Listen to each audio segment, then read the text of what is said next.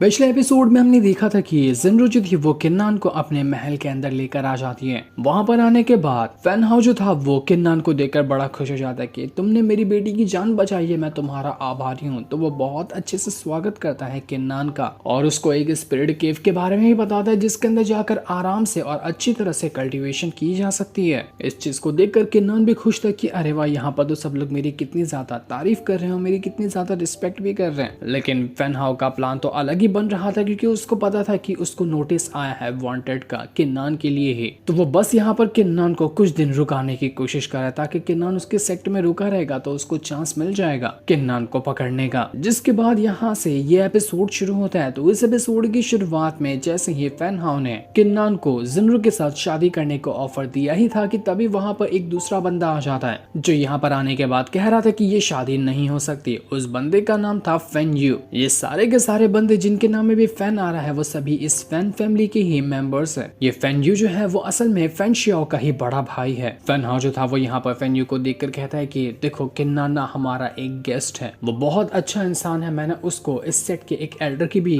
Position दी है, तो तुमने यहाँ पर उससे रिस्पेक्ट से बात करो, तुम इस तरह से कैसे कह सकते हो कि ये शादी नहीं हो सकती। तो फैन यू जो था वो यहाँ पर कहने लग जाता है कि आप ना इस फैन फैमिली के हेड है लेकिन आपको फैन फैमिली की रिस्पेक्ट का, उनकी इज्जत का कोई ख्याल नहीं है क्या? अगर आपने किन्नान से जिनरू की शादी करवा दी तो समाज में हमारी क्या इज्जत रह जाएगी? ये किन्नान लोअर रैल्म से आया हुआ बंदा है और हम सब यहाँ पर अपर रैल्म के बंदे हैं। कहाँ किन्नान का स्टेटस देखो, कहाँ हमारा स्टेटस देखो, लगता है कहीं झोपड़ी से उठकर ये आया हुआ है। और इस तरह के इंसान से हमारी फैमिली शादी के रिश्ते से जुड़ जाएगी ना तो लोग हमारी बहुत ज्यादा बेइज्जती करेंगे कि लोअर रैंक के बंदे से अपनी बेटी की शादी करवा दी। इसलिए मैं कह रहा हूँ कि ये शादी नहीं हो सकती। अगर शादी हुई तो बहुत बुरा होगा, हमारे फैन फैमिली की लेगेसी बुरी तरह से खत्म हो जाएगी। ये सुनकर किन्नान को गुस्सा आ रहा था तो वो यहाँ पर आने के बाद फैन यू से कहता है कि देखो लोअर रैम से आया हुआ बंदा हो या अपर रैम से आया हुआ बंदा हो, इससे कोई मतलब नहीं पड़ता। हम सब कल्टिवेटर हैं, मतलब पड़ता है तो सिर्फ पावर से। जिसके पास ज्यादा पावर है वो ही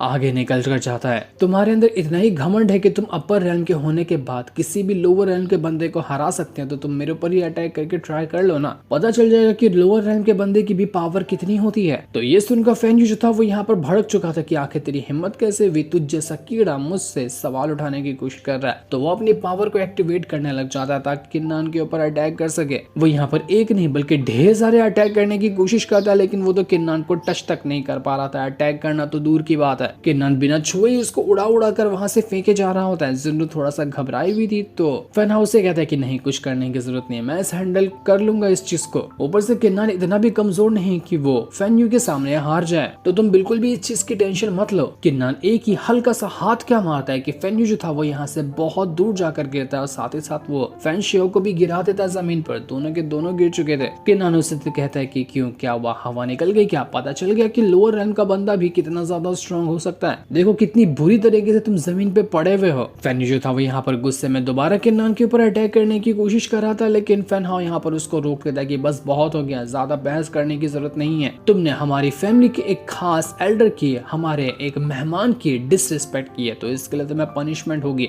जाओ और पनिशमेंट खाने के लिए पनिशमेंट हॉल के अंदर चले जाओ, वरना मुझसे बुरा कोई भी नहीं होगा। फैन यू जो था यहाँ पर भड़का हुआ था, वो किन्नान को धमकी देते हुए जाता है कि देख लेना बेटा, अगली बार जब तेरे पास आऊंगा ना तो तुझे जिंदा नहीं छोड़ूंगा। इतना कहने के बाद वो पनिशमेंट लेने के लिए फैन शियाओ के साथ वहां से जा चुका था। फैनहाउ यहाँ पर किन्नान से कहने लग जाते कि ये लोग ना थोड़े जवान है ना तो इनका खून कुछ ज्यादा ही गर्म है, सोच समझ के कुछ बातें नहीं कहते हैं, और जो मन में आया वो कह दिया। उनकी तरफ से मैं तुमसे माफी मांगना चाहता हूँ और माफी मांगने के बदले में तुम्हें एक और खास ऑफर देना चाहता हूँ। हमारे सेट के अंदर ना ट्रेनिंग कैंप भी मौजूद है, वहां पर जाने के बाद डिसाइपल वगैरह की अलग अलग तरह से ट्रेनिंग दी जाती है। वो ट्रेनिंग कैंप्स बहुत ज्यादा कमाल के हैं, तो मेरे ख्याल से तुम्हें वहां पर एक बार जाना चाहिए। जिनरू भी किन्नान को बताना शुरू कर देती कि हाँ किन्नान बिल्कुल सही कहा फादर ने, हमारे सेट के अंदर टोटल 3 ट्रेनिंग कैंप है। सबसे पहले कैंप का नाम है व्हाइट टाइगर कैंप, दूसरे का नाम है ब्लैक टर्टल कैंप और तीसरे का नाम है फिनिक्स कैंप। जो भी उस कैंप में जाकर सिलेक्ट होता है ना उनको बढ़िया बढ़िया ट्रेजर दिए जाते हैं अपनी कल्टीवेशन को इंक्रीज करने के लिए। तुम भी अगर वहां पर जाकर सिलेक्ट होते हो तो तुम्हारी भी कल्टीवेशन इंक्रीज करवा दी जाएगी। एक से बढ़कर एक रिसोर्सेस तुम्हें वहां पर मिलेंगे, तो मेरे ख्याल से तुम्हें वहां जाना चाहिए। फैनहाउ किन्नान से कहता है कि मेरे दोस्त ये मौका जल्दी मिलता नहीं है, तो इस मौके को हाथ से मत जाने दो। जाओ और जो भी मैं तुम्हें गिफ्ट वगैरह दे रहा हूँ ना सब चीज को ले लो। उम्मीद है कि यहाँ पर पर जो तुम आए हो ना,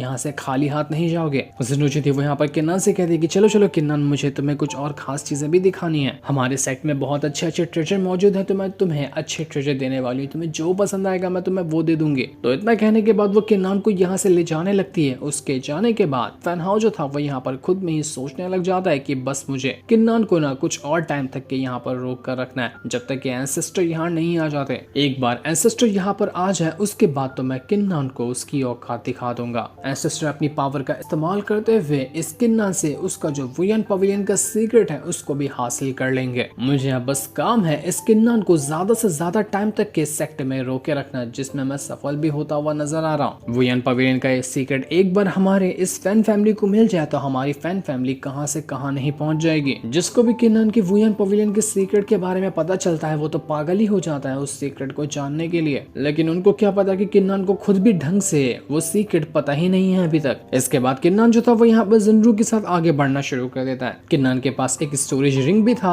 जिसके अंदर ढेर सारे ट्रेजर भरे होते, कई सारे स्पिरिट स्टोन भी मौजूद थे। वो जिन्नू से कह रहा होता है कि तुम और तुम्हारे फादर तो बहुत ही दयालु हो, देखो तुमने मुझे कितने सारे ट्रेजर दे दिए, पूरी स्टोरेज रिंग जो है वो यहाँ पर भर चुकी है, कमाल ही हो गया, मैं तो इन सभी का आराम से जाकर इस्तेमाल करूंगा। जिन्नू भी कहने लग जाती है कि तुम खुश हो ना, यही हमारे लिए बहुत है, हम तो बस तुम्हें खुश देखना चाहते हैं, जो तुमने हमारे लिए इतना किया इसके लिए तो हम तुम्हारे लिए इतना सा तो कर ही सकते हैं ना। इसके बाद सभी के सभी स्पिरिट केव की तरफ बढ़ना शुरू कर देते हैं, लेकिन वहां पर आने के बाद उन्हें बहुत सारे लोग और भी दिखाई देते हैं जो सभी यहाँ पर स्पिरिट केव के अंदर जाने वाले थे। वहीं पर फेन यू और फेन शिया भी मौजूद होते हैं। वो दोनों यहाँ आने के बाद किन्नान का ही इंतजार कर रहे थे कि किन्नान जैसे ही यहाँ पर आएगा उसको सबक सिखाया जाएगा। किन्नान तो उस जगह को ही देखकर एकदम ज्यादा हैरान रह गया था कि अरे वाह क्या कमाल की जगह है, जितनी कमाल की जगह लग रही है कल्टीवेशन करने में उतना ही इम्प्रूवमेंट भी हो सकता है कि हासिल हो जाए। जरूर यहाँ पर फेन शिया और फेन यू को देखकर कहती कि तुम यहाँ पर क्या कर रहे हो, तुम्हें भी परमिशन मिली है क्या उस स्पिरिट केव के अंदर जाने की, या फिर किसी और ही इरादे से यहाँ पर आए हुए हो। तो फेन शिया कहते हैं कि क्यों मैं नहीं आ सकता क्या यहाँ पर, मैं तो यहाँ पर आया हूँ अपने भाई की पावर देखने के लिए कि वो किस तरह से किन्नान को उसकी औकात दिखाता है। मेरे भाई के पास हजार तरीके हैं किन्नान को इस दुनिया से ही गायब करने की, और किसी को कानो कान खबर नहीं होगी। जिन्नू को बहुत ही ज्यादा गुस्सा आ रहा था। वो यहाँ पर कहती है किसी ने भी किन्नान के ऊपर आंख भी उठाने की कोशिश की ना तो मुझसे बुरा कोई नहीं होगा, मैं उसको जिंदा नहीं छोड़ने वाली। ये सुनकर तो फेन शिया डर जाता है और चुपके से वो अपने भाई के पीछे ही जाकर खड़ा हो चुका था कि भाई देखो ना, ये जिन्नू और ये किन्नान मिलकर मुझे मारेंगे, तो आप जाकर पहले ही इसको खत्म कर दो। फेन यू जो था वो जैसे ही यहाँ पर किन्नान के हाथों में वो स्टोरेज रिंग देखता है जिसके अंदर ट्रेजर भरे हुए हैं, तो वो पागल हो चुका था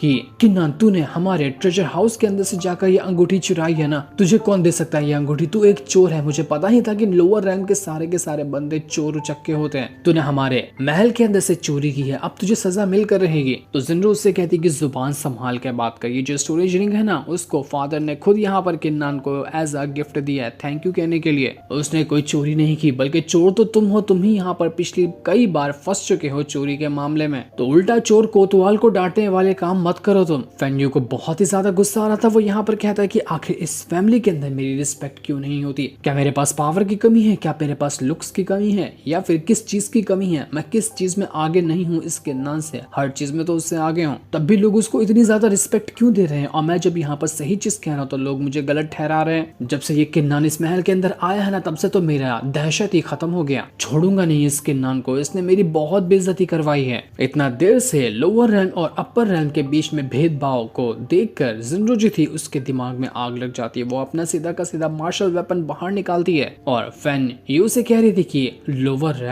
रैंक तुमने बहुत ज्यादा यहाँ पर इस चीज के गुण गा लिए, एक बार भी तुमने अगर यहाँ पर मेरे मास्टर की डिसरिस्पेक्ट की और उसको कहा कि तुम लोअर रैंक के घटिया इंसान हो तो देख लेना मुझसे बुरा कोई नहीं होगा, ऐसे कुत्ते की मौत मारूंगी ना तुम्हें कि सारी कल्टीवेशन खो दोगे और लोअर रैंक में भी तुम्हारी खड़े होने की औकात नहीं रहेगी। इसलिए मेरे मास्टर के सामने कुछ भी बोलने से पहले ना 1000 बार सोच लेना। जिन्नू के दिमाग में एकदम आग लग चुकी थी, वो तो बहुत ही ज्यादा भड़की हुई थी, क्या पता वो यहीं पर फेन यू को जान से मार डाले। पर किन्नान उसे कहते कि अरे नहीं यार शांत हो जाओ, ऐसे कुत्तों कुत्तों पर अपने गुस्सा करके ना कोई मतलब नहीं है। कुत्तों का तो काम ही होता है बिना मतलब के भौंकते रहना। तो ये फेन्यू भी यहाँ पर से भौंक ही रहा है, इस पर उतना ध्यान मत दो, हड्डी फेंक कर मारोगे तो ये चुप हो जाएगा। फेन्यू जो था वो यहाँ पर किन्ना से कहता है कि तेरी हिम्मत कैसे हुई मुझे कुत्ता कहने की? एक कुत्ता दूसरे इंसान को कुत्ता कैसे कह सकता है? नहीं छोड़ूंगा तुझे, मैं तेरी जान ले लूंगा। तो वो भी यहाँ पर अपनी पावर का इस्तेमाल करते हुए अपने किसी खास तरह की कुल्हाड़ी को बाहर निकाल लेता, जो कि बहुत ही ज्यादा कमाल की लग रही थी, और उस कुल्हाड़ी का इस्तेमाल करते हुए उसने किन्नान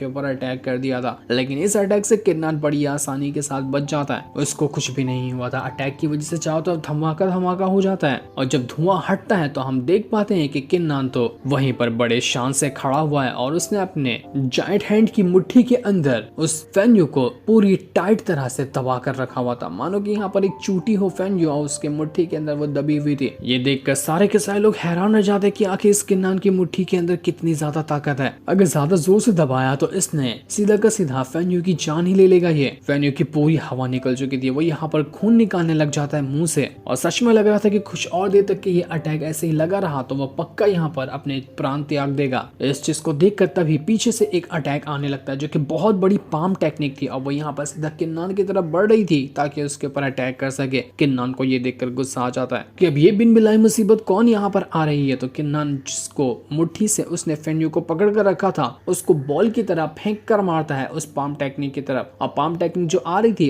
वो बैट की तरह सीधा एक खसीड़ के सिक्सी मार देती है फेन्यू का, जिस वजह से फेन्यू सीधा बाउंड्री पार जाकर गिर चुका था। सभी लोग की आंखें फटी की फटी रह जाती कि ये हमने अभी देखा तो देखा क्या, ये था क्या? फेन्यू को तो इतना बुरी तरीके से जिंदगी में किसी ने नहीं मारा होगा जैसे कि किन्नान ने यहाँ पर उसको मार दिया। इसके बाद देखते ही देखते वहां पर वो बंदा भी पहुंच जाता है जिसने पाम टेक्निक वाला अटैक किया था। ये बंदा यहाँ पर आने के बाद बहुत ज्यादा भड़का हुआ था, तो वो सीधा किन्नान के ऊपर दोबारा से अटैक करने लग जाता है। लेकिन किन्नान अपने हाथ की मदद से उस बंदे को वहां पर पूरी तरह से स्टॉप कर चुका था। वो बंदा तो यहाँ पर अब हिल भी नहीं पाता, इतनी ज्यादा पावर थी किन्नान की कि वो बंदा पूरी जान लगाता है, लेकिन फिर भी उसकी हवा निकल जाती है। पर किन्नान टस से मस नहीं हुआ था। ये फाइट और ज्यादा लंबी हो पाती, और ज्यादा यहाँ पर दोनों अटैक कर पाते कि बीच में यहाँ पर फैन हाउ आ जाता है, जो यहाँ पर आने के बाद उस बंदे से कहता है कि रुक जा, क्यों अटैक कर रहे हो किन्नान के ऊपर? मैं यहाँ पर आ चुका हूँ ना मैटर को शांत करने के लिए, तो सब लोग यहाँ पर शांत हो जाओ। इस फेन्यू ने हमारे फैमिली के एक खास एल्डर जो कि किन्नान है उसकी डिसरिस्पेक्ट की है। अब हमारी फैमिली के किसी एल्डर की डिसरिस्पेक्ट की जाएगी तो क्या हम उसका स्वागत करेंगे? उसको तो पनिशमेंट देंगे ही ना। वही तो यहाँ पर किन्नान कर रहा था, उसने आखिर गलत किया ही क्या? मुझे नहीं लगता कि किन्नान ने कुछ भी गलती की है, जो भी उसने किया है बहुत सही किया है। ऐसा लग रहा था कि दूसरा वाला जो बंदा है वो यहाँ पर असल में फेन्शिया और फेन्यू का बाप होगा, तभी तो वो यहाँ पर उनके ऊपर अटैक करने की वजह से इतना ज्यादा भड़का हुआ था। फैनहाउ जो होता है वो यहाँ पर जिंड्रू से कहते हैं कि जिंड्रू तुम ना किन्नान को लेकर स्पिरिट केव की तरफ बढ़ो, देखो वहाँ का गेट खुलने वाला होगा, तो तुम्हें ये मौका हाथ से नहीं जाने देना चाहिए। यहाँ पर जो भी होगा मैं हूं ना, मैं काफी हूँ इन सारी चीजों को हैंडल करने के लिए, तुम दोनों जाओ और एंजॉय करो। इसलिए जिंड्रू और किन्नान दोनों जो होते हैं वो यहाँ से स्पिरिट केव की तरफ जाकर बढ़ना शुरू हो जाते हैं। उन दोनों के जाने के बाद दूसरा वाला जो बंदा था वो यहाँ पर फैनहाउ से कहता है कि फैनहाउ ये तुमने क्या किया? तो मैं पता है ना कि ये वही किन्नान है जिसको मारने की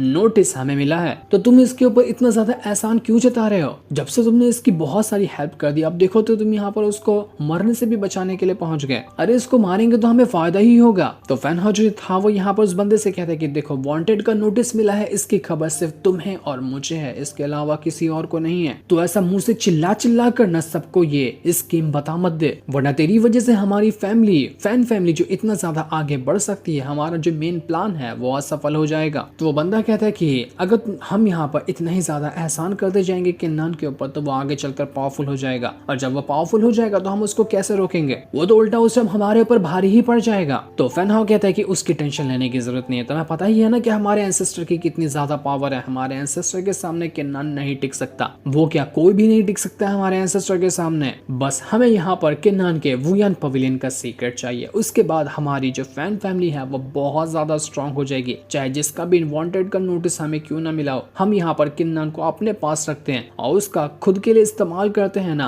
तो वांटेड नोटिस से जितने पैसे नहीं मिलेंगे उससे ज्यादा हमें किन्नान की मदद से फायदा हो जाएगा। तो किन्नान को दूसरे के हवाले करने से अच्छा है हम ही यहाँ पर उसका अच्छे से इस्तेमाल करेंगे जब तक कि हमारा प्लान कामयाब नहीं होता। ये लोग तो कुछ और ही अलग खिचड़ी बनाने में लग गए थे, पर इनकी खिचड़ी में कहीं किन्नान ही मसाला ना डाल दे, ये तो हमें आगे ही पता चलेगा। जो सीन दिखाते ही ये एपिसोड यहीं पर एंड हो जाता है।